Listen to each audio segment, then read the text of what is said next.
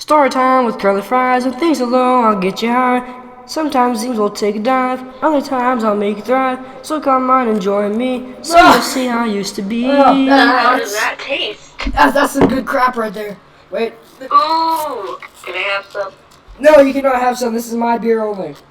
How dare you? It's I'm Spanish calling my good. mommy on you. This will make it good.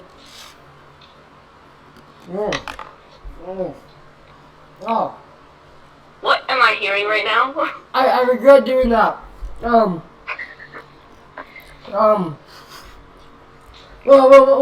be back in a second.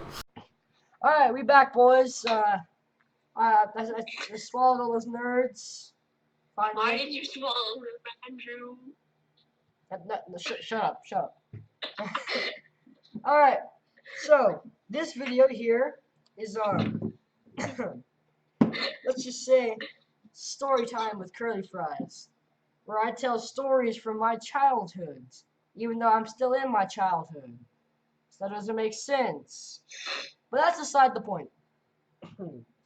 Today the story I'll be telling you is how my house burnt down, with a little bit of comedy action and the silent reviews with Isaiah. Anyways,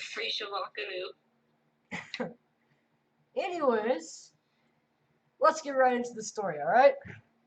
So it was just a normal day going into first grade, okay? Right? At least I thought it was normal. I'm riding the bus home in the afternoon, like I normally do. And then as we got closer to my house, the intercom thing on the bus, whatever it's called, the speakers, I think it's intercom. it just said there was a fire on one of the roads, which I thought nothing of that. But in my mind, I was like, wait a minute. Wait a minute. Who are you? Anyway, so we started to stop in my mailboxes, which is like, it's like a yard away from my house or whatever. And my mom was there in tears, so I was like, okay, what the hell happened? Are you okay? Blah blah blah, like that. All right. Are you okay, Bobby? Did you die? Anyways, I get the person's car. I'm not gonna say who it was, but we got in the back of their the tailgate of their truck, and they drove us down to the house. As we got closer, I began to see smoke in the air, which I was already on guard. I was already like, frick, what happened? By that time, my mom already told me that the house was on fire, and I began bawling into tears. Ooh.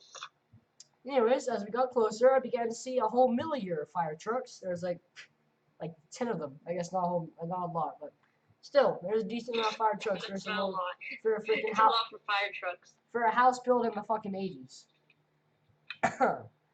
So, anyways, we're here. We pull up. I'm in freaking tears, like crying like crazy. And I see my dad up there with his hand all burnt.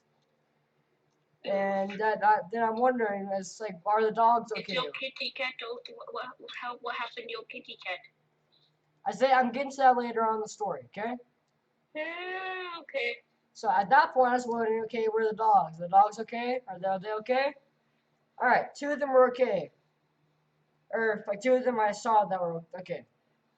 This sounds very bad.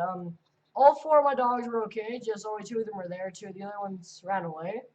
It was my dog that is 7 years old now, Dino, and then the other dog was Tacoma, which passed away unfortunately. Thanks a lot, Jaden V. Hill. You jinxed the poor guy. Anyways, the other 2 dogs were Tiki and Cooper. Cooper passed away like 2 years ago, so no one jinxed that. Tiki's still alive. Basically, they were nowhere to be found, so I looked under the truck, and that's where I found Tiki curled up. Cooper was known for exploring, so I assumed he would probably like be exploring like far behind the house or whatever. He walked up like 10 minutes later, and it's okay. We're all happy. So what? As Isaiah said earlier on about the kitty cat, I did have a cat. Her name was Foggy. Now that she's dead, I feel more sad about it, but I freaking hated her when she was alive.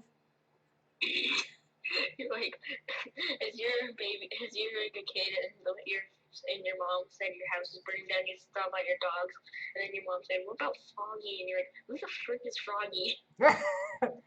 Anyways, just because she's dead, I feel more remorse about it, but when she was still alive, I hated her. Anyways, our house was, as I said earlier, built in the fucking 80s.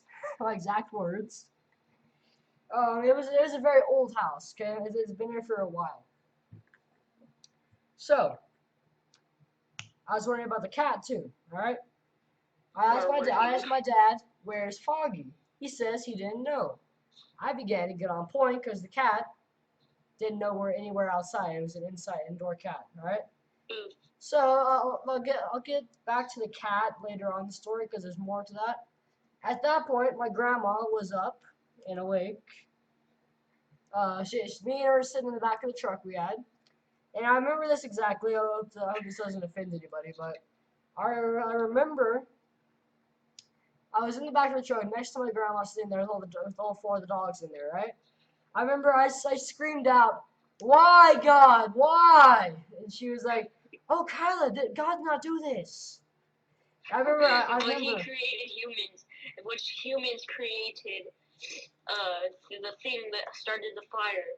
So, I remember that because I found that hilarious, even though I didn't laugh, I was still crying. And that's not supposed to offend anyone, so sorry if I did. Yeah, Isaiah. Alright, so anyways, at that point on, we figured out that the fire started by an electric. And by the way, for what I said earlier about the nostalgia thing, that's just a joke. Anyways, we found out the fire had started due to an electrical fire. It was April 14th, it was the exact date. So it was pretty windy during that summer. It turns out the wind sparked a freaking flame on the fence we had. It burned the house, started the house on fire. Yet, wait, how does wind spark a flame on a metal fence? To be honest, I still don't know. Anyways, I found this funny too, even though I'm still crying like crazy. My house was built out of stucco and like metal and wood or whatever, right? Well, I have a wooden barn that was right next to the house that didn't even burn a little bit.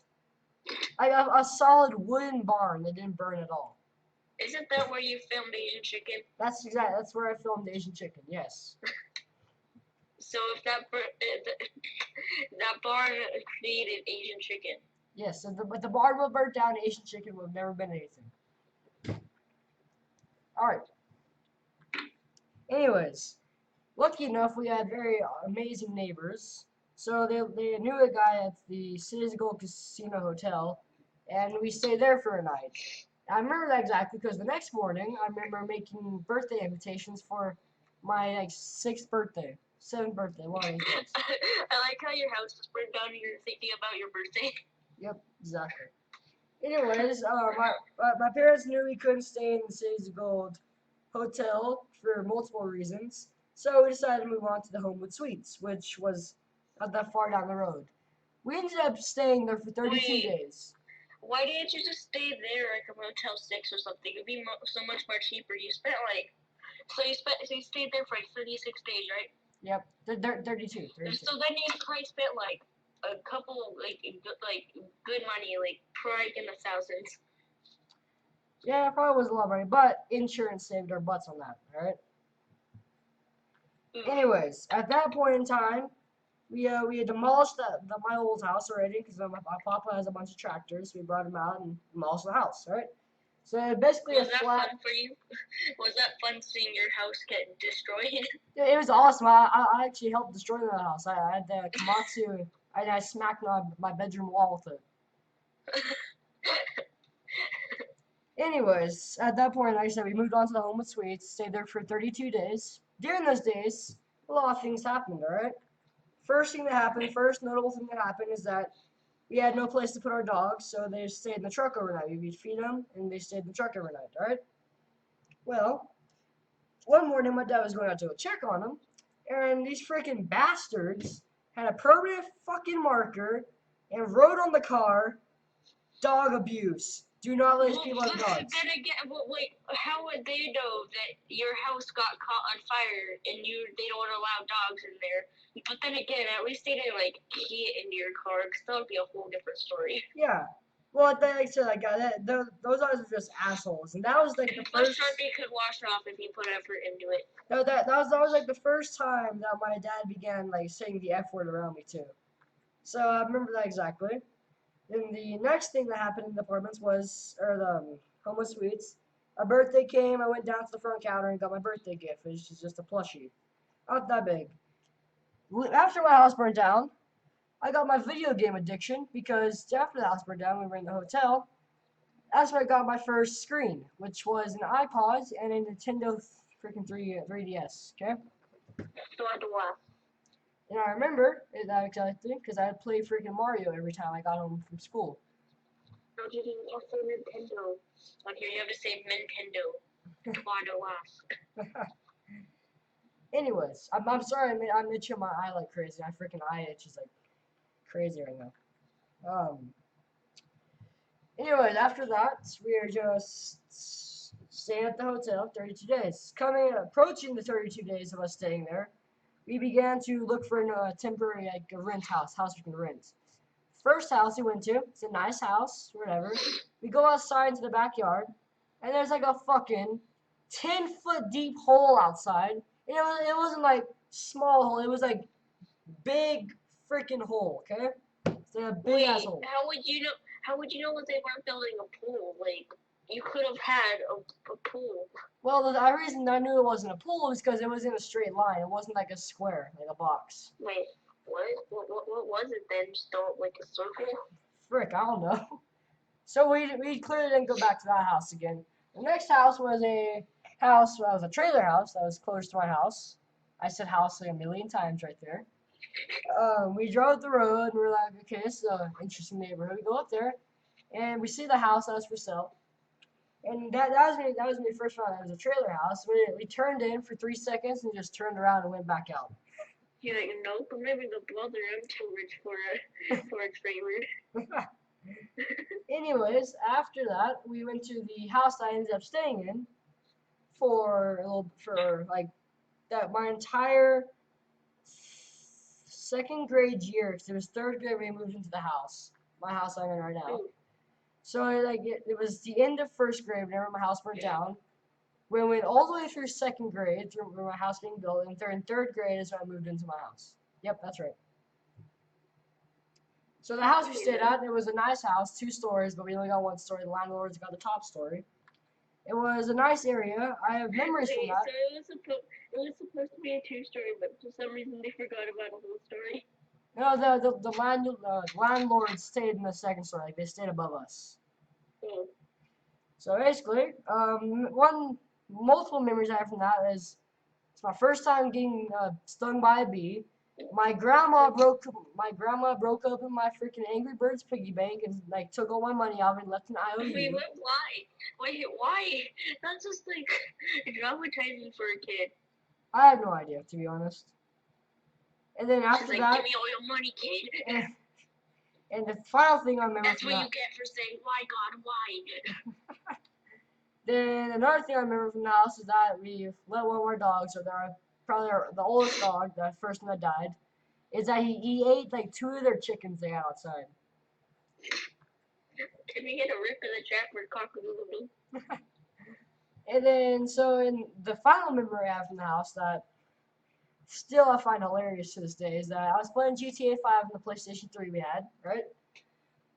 And at the time, I was in second grade, so I didn't know what a freaking strip club was. You probably see where this is going. Oh yeah, I remember you told me this. I walk into the strip club in GTA, and then I'm like, "Ooh, what's this?" And I remember I see that one of the strippers walks by and says, "Do you want a private dance?" I remember. Pause it.